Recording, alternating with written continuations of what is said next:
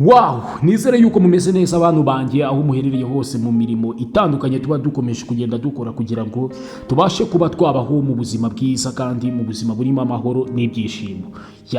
Twihutishe rero nk'uko nagiye mbibabwira nta gutinda, hari umuhanga wabayeho ahasaga mu 1400 niwe wasigiye ijambo ryiza abantu. Yaratubwiye ati kuri ino si buri muntu wese agira ubuzima bubiri. Avuga ati ubuzima bwa kabiri butangira igihe umenye yuko tubaho rimwe. Ni ukuvuga ngo igihe uzahishurirwa yuko turi kubaho rimwe nibwo ubuzima bwa kabiri bwawe buzaba butangiye. Icyo gihe rero nta kwangiza umwanya, nta kwangiza igihe. Kuri uyu munsi rero ngiye kubabwira ibintu 4 uzirinda kubwira abantu. Ibyo bintu bimeze nk'amahame, ni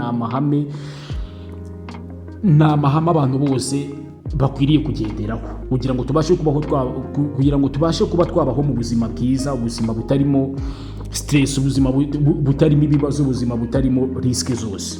Ni ukuvuga ngo aho uzajya hose ibi bintu 4 ku isi yose, buri muntu uri ku isi aho yaba asengera wose, waba uri umuyisilamu, waba uri umukatolike, waba uri umuprotesta, waba utagira idini, waba udasenga, ariko ibi bintu 4 bizagufasha mu mibanire yawe n'abandi.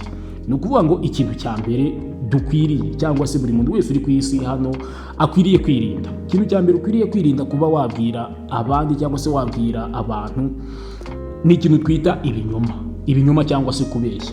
Ni ukuvuga ngo kubeshya ni ikintu cyangiza ubuzima bwacu, niyo kaba ari akantu gatoya cyane kwavuga ati wenda aka kantu karoroheje, aka kantu ngiye kubeshya uyu muntu ni ikintu cyoroheje. Wenda nk'uko umuntu yakubaza ati ugeze muri gahunda twari dufitanye, ukamubwira ati ngeze aha n'aha nkugezeho kandi neza uzi yuko utaranahaguruka, wenda ushobora kumva ko iki ari ikintu gitoya, ariko ibyo ngibyo byangiza ubuzima. Tukuvuga ngo ikintu cya mbere dukwiriye kwirinda kuba twabwira abandi ni ibinyoma no kubeshya. Ibyo bintu ukwiriye kubigendera kure, kubera ko buriya icya mbere cyo ibinyoma cyangwa se kubeshya, mu gihe uzabeshya umuntu akabimenya, icyizere yakugiriraga cyose kizaba kibaye 0.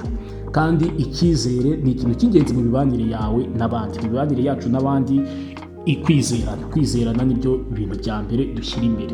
Kuvuga ngo rero igihe uzabasha kumenya yuko mu buzima bwawe utajya ubwibeshya abantu, utajya uvuga ijambo nyine rikaba ari ijambo, uzumve n'abami ba kera iyo yavugaga ati iki kintu ndakiguhaye, niyo nyuma yaza kubona yuko byanze, cya kintu yaragikoraga ntakubeshye. Ni ukuvuga ngo igihe uzabeshya, iyo wirinze kubeshya, ubuzima bwawe ukabaho mu kuri, muri wowe icya mbere cyo uba ufite amahoro no mu mibanire yawe n'abandi. Ibyo bintu barabikubahira, kuba uri umuntu w'umunyakuri. Cyo ni icya mbere. Icya kabiri, kwirinda gusebanya cyangwa se kuvuga ibintu byateza amakimbirane mu bandi. Ni ukuvuga ngo ahangaha uba ugomba kwirinda bya bintu byo gusebanya, kugenda uvuga nabi mugenzi wawe, ukirinda guteranya abantu ukoresheje amagambo yawe. Ubwo amagambo yawe ukayakoresha uhuza abantu, ukaba unatuje cyane rwose, ku buryo nta bintu byo gusebanya, nta bintu byo kuvuga amagambo mabi ku bandi. Wumve yuko ibyo ngibyo ari byo bizabasha gutuma wishima.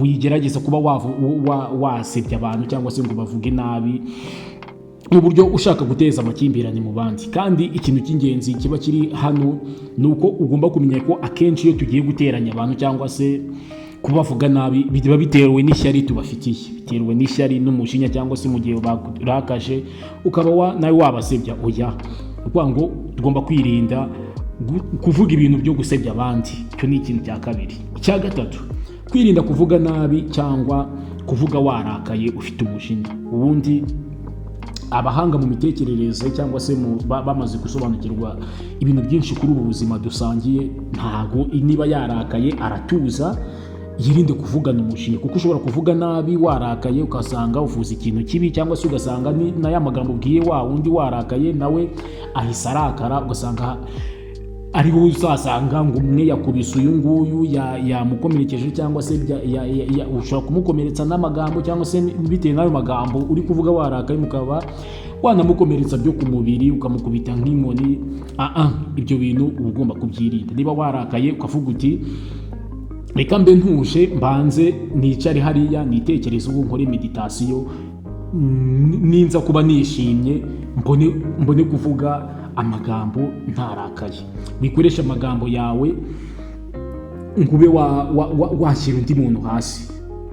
ni ukuvuga ngo ntabwo ugomba gukoresha amagambo yawe kugira ngo uno muntu ube wamusebya cyangwa se ube wamuvuga nabi umushyire down. Oya, wivuga amagambo menshi kandi ufite uburakari n'umushinya, kandi ni wayizamo na biriya bintu byo gutukana no kuvuga wavuga nabi. Oya, icyo ni icya gatatu ugomba kwirinda, kuba wabwira umuntu uwo ari we wese. Ikintu cya kane ni ukwirinda kuvuga amagambo menshi, icyo twakwita ubushashwa. Ariko ahangaha ntabwo biba bivuze ngo ntabwo ushobora gutera brage, ntabwo ushobora kuganira n'abantu ngo muganire ibintu bisanzwe. Ariko hano ikintu kiba kirimo cy'ingenzi ni ukumenya aho uri bugarukire, ukamenya limite yawe, ukavuga uti niba uri wa muntu ushobora guhera mu gitondo avuga basesengura imikino, avuga amatiku ari muri social media, ngo wumve yuko ubuzima bwawe ari aho ngaho, cyangwa se wumve ko guhora nyine nk'ibyo twakwita ubushashwa. Ujya ugomba kuvuga amagambo makeya, amagambo yawe akaba makeya, ahubwo ibikorwa byawe bikivukira. Ni ukuvuga ngo ntugatume amagambo yawe agwa hasi, cyangwa amagambo yawe ashobora kuba impfabusa. Ni ukuvuga ngo ukamenya aho ugarukira mu magambo yawe. Tuvuga ngo hano amagambo tuvuga ashobora kutugiraho ingaruka nziza cyangwa mbi, yaba uyu munsi bishobora amagambo wavuze ashobora kukugiraho ingaruka uyu munsi cyangwa ejo, zikaba zishobora kuba nziza cyangwa zikaba mbi bitewe n'amagambo wavuze. Kandi ubundi amagambo agereranywa n'icyuma, kuvuga ngo amagambo tuvuga cyangwa se ijambo tuvuga rishobora kwica cyangwa rigakiza. Urabona nk'icyuma ushobora kugikoresha urimo gutunganya amafunguro yawe, uvuga ati reka nze mpate bino birayi, reka nze mpate ino nanasi, cyangwa se n'ibindi byose dukoresha icyuma. Murabizi cyane cyane abantu bakunda ibintu byo guteka, ibyo ni ibintu dusanzwe tuzi. Ariko buriya nubwo icyuma ushobora kugikoresha utunganya ibintu uri burye cyangwa se ibintu uri bufungure, icyuma ushobora no kugikoresha wica umuntu. Hari abantu bashobora kugikoresha gishobora kuba cyagukata. Ni nk'uko rero amagambo agereranywa. Amagambo nayo aba ashobora kuba yakubaka abantu cyangwa se akaba yasenya abantu. Niyo mpamvu tuba dukwiriye kwitonda mu bintu tubwira abandi, kuko aho kugira ngo ubwire umuntu ijambo ribi aze kurara ritekereza, oya, iturize, ukoresha amagambo meza. Ibyo bintu nawe bizaguhereza amahoro, biguhereze n'abandi. Ni ukuvuga ngo ibyo ni ibintu bine udakwiriye kubwira abandi. Amagambo tuvuga agira ingaruka kuri twebwe no ku bandi.